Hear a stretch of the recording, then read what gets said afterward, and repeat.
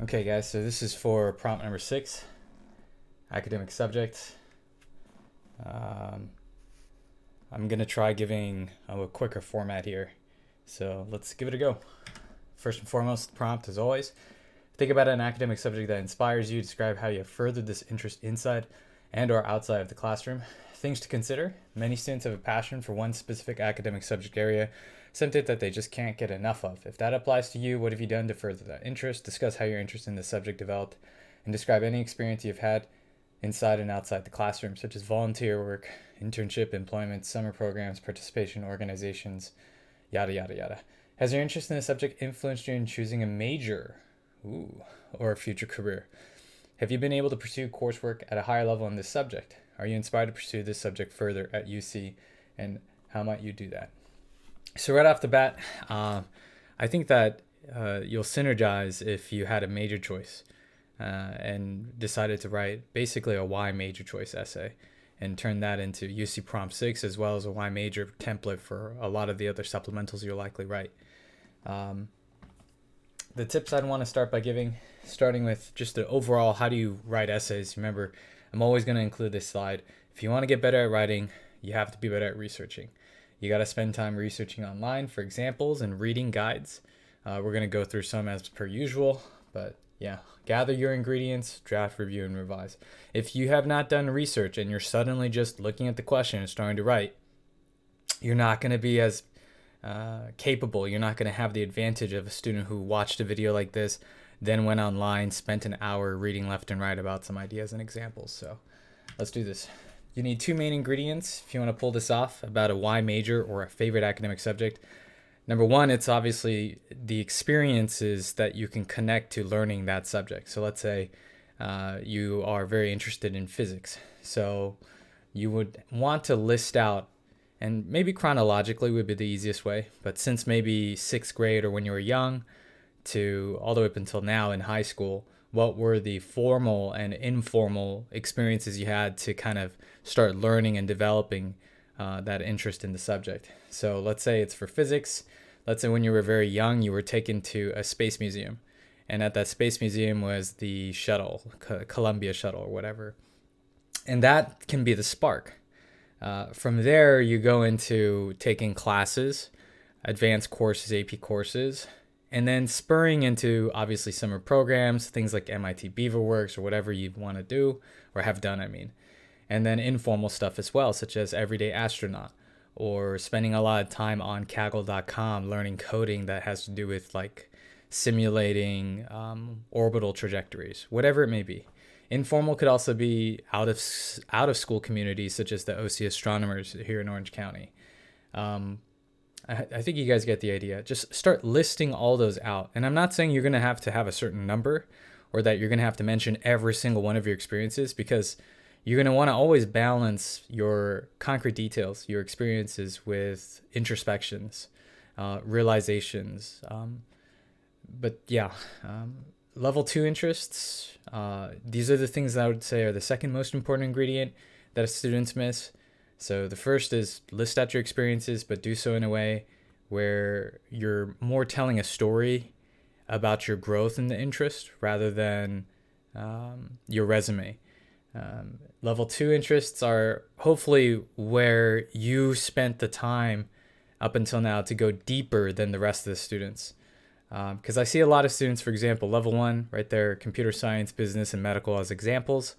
I'm interested in computer science. That's level 1 versus level 2.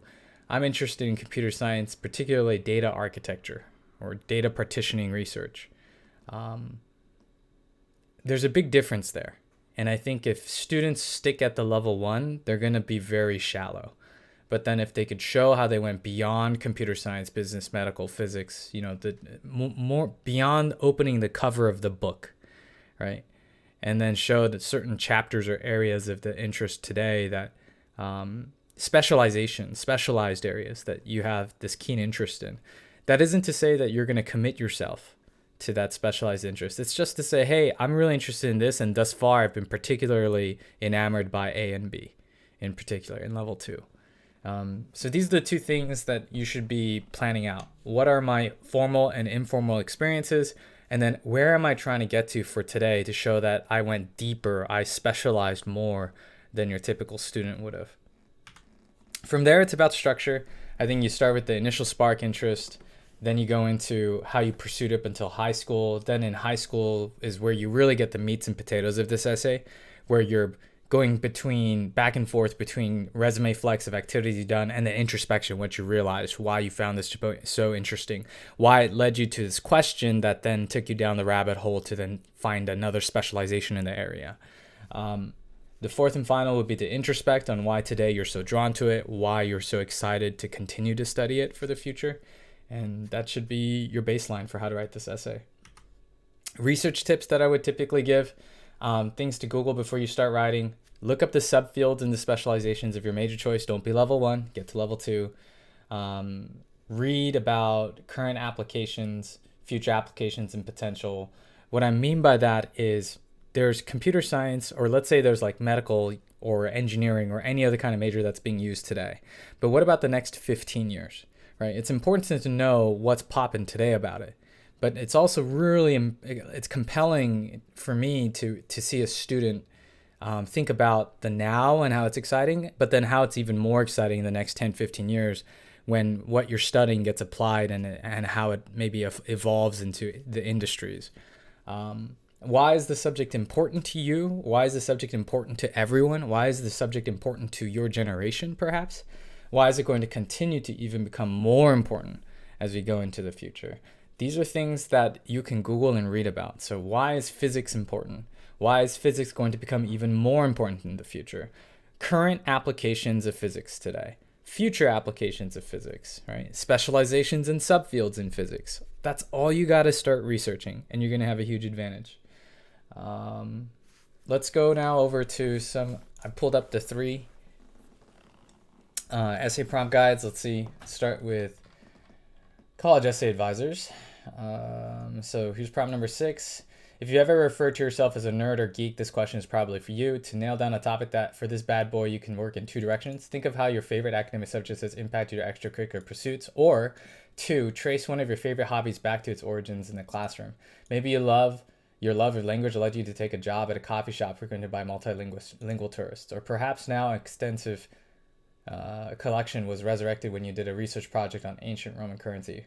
Dude, these are really good examples. I really like these.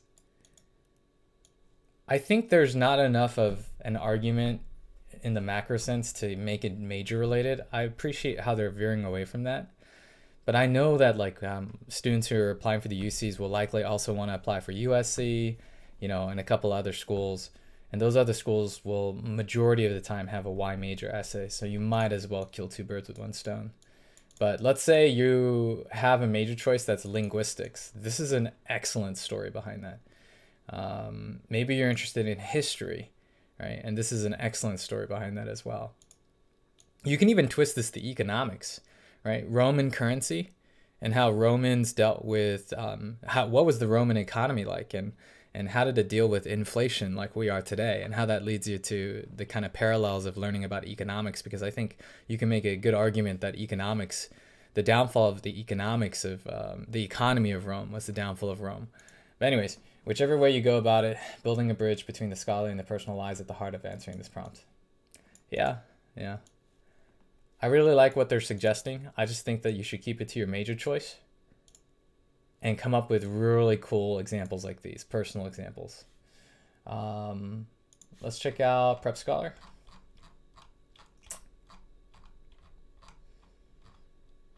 Oh, geez. Where are you? Okay, Prep Scholar. This question is really asking for a glimpse of your imagined possibilities. For some students, this has been an extremely straightforward question. For example, say you always loved science to the point that you've spent every summer taking biology and chemistry classes. Don't do this, by the way. I've always loved X, X being whatever subject you want to go with. I think it's such a cheap answer, because the whole point of the essay is please explain how you fell in love with science. So if you say, I've always loved it since I was a baby, right? My parents used to tell me when I was a child, their favorite story was that I always collect money. So that's why I got really interested in business. Those are not the best in my opinion. I think you could go instead with explaining something much more specific and detailed. Right? Instead of saying I've always been interested in computer science, just say I remember it was December when my dad brought home our first Pentium 2 processor, and it was then that I really wanted to learn what's Pentium. All right? And then that begins that process. See how much more having a more specific detail point is so much more engaging and personalizing than I've always loved. But anyways, you can just pick a few of the most gripping moments from these experiences and discuss the overall trajectory of your interest, and your essay will be a winner. Picking a favorite, I'm already not really liking this guide, to be honest. I think like you can read through this, guys, if you want, but because like picking a favorite, like I said, be strategic about it. If you're going to be applying for multiple colleges, especially on the Common App or outside of the UCs, there's going to be a Y major essay, so you might as well make this relate to your major choice. Relevance, literal and direct way, abstract, goal driven. Okay. I mean, these are introspection suggestions, but I'm not going to spend time on this. I'm just not really vibing with any of the advice here. I'm going to move on. Sorry, Prep Scholar. So let's check out College Vine, see how good their guides are. First, reflect on the academic subject that makes you happy to study. Hopefully that's your major choice, guys. Wink, wink, right? What have you done in and around the classroom to learn more about it? Did you watch Too Big to Fail and brought it as a discussion with your also, how do you plan to advance your past trips and elsewhere? Okay, so let me read this actually. This is good. Did you watch Too Big to Fail and brought it as discussion material to your economics teacher's office hours? So Too Big to Fail, I think, is probably some sort of documentary that did commentary on like banks that got bailed out or something like that. How do you plan to advance in your chosen subject if you do not intend to major in it?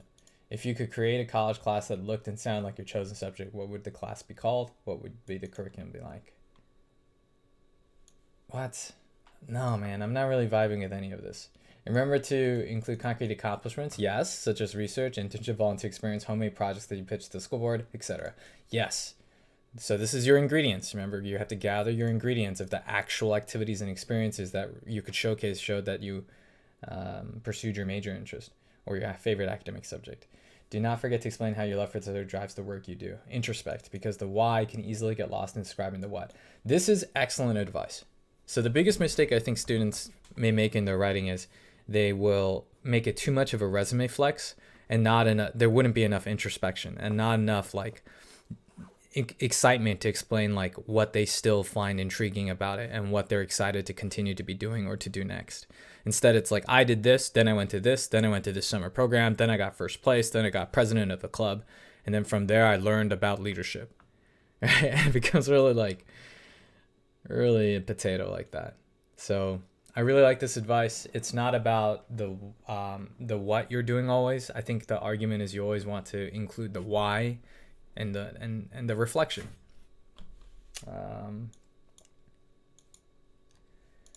Yeah, I think that's it. I think the advice that you'll find from most of the starting links on Google are not really that strong. So I'll go ahead and add just an overview notes here. A couple things to point out. Number one, I'd reemphasize gather your ingredients first. So the ingredients are your experiences, activities, and then your reflections. I'd add to that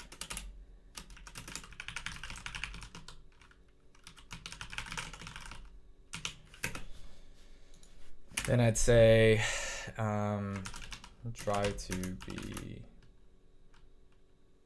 less boasty about your experiences and more reflective.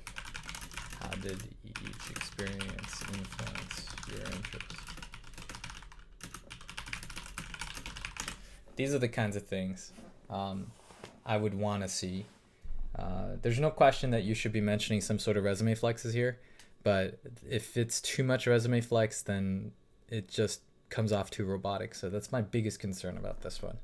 Other than that, it's the second biggest concern is that students will just say that they're really interested in something, and then they'll have no activities or strengths for it. And that's a feels bad situation, because you're gonna have to honestly look at your resume and see if you can really pitch for something. If not, you better have a lot of good informal activities to back it up. Yeah, that's all I had for this one. Hopefully you guys found this helpful. I'm gonna try to get 7 and 8 out by next week, but we'll see what we could do. Other than that, thanks for tuning in.